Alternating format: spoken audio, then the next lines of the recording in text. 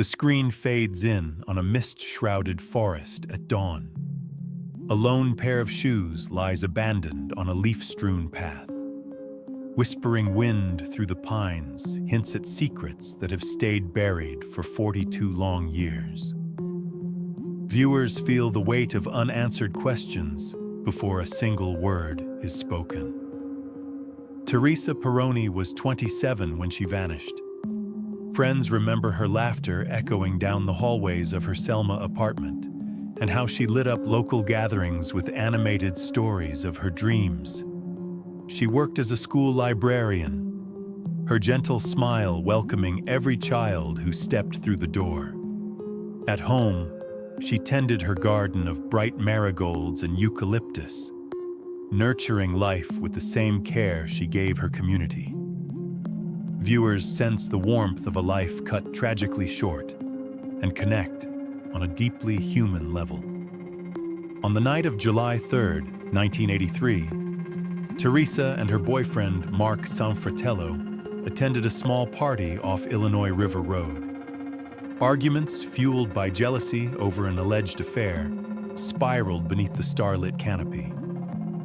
Witnesses last saw them entering the woods, voices raised, shadows swallowed by the trees.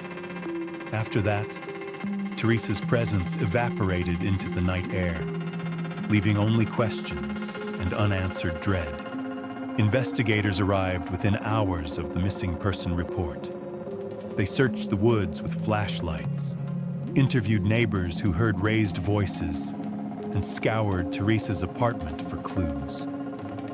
Yet every lead ran cold. No footprints beyond the edge of the trees, no witnesses to her fate.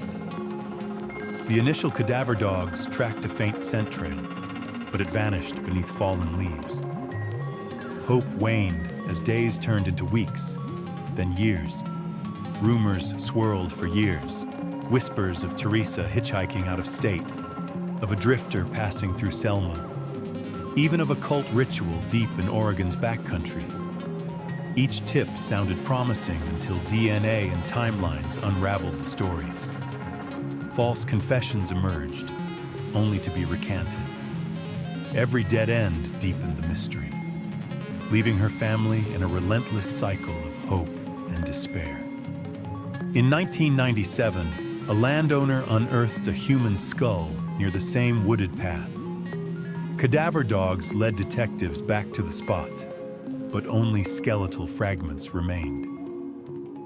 The skull was sent to the University of North Texas lab. It sat there, bottled cold, until February 2024, when fresh DNA samples from interviews and family members reignited the science. Finally, technicians matched the skull to Teresa, giving her name back to bones that had whispered her story for decades. On June 27, 2025, a Josephine County grand jury heard the new DNA evidence. The room fell silent before the foreperson announced the indictment of Mark Sanfratello for murder. The next day, officers in Chico, California, quietly arrested him at dawn. At 72, he was led away in handcuffs, his calm demeanor belying the gravity of 4 decades of secrets finally exposed. Today, Mark Sanfratello awaits extradition to Oregon to stand trial. Teresa's family has found some closure in knowing the truth, yet the pain of her absence lingers. This case stands as a testament. No mystery is ever truly buried when science and perseverance unite.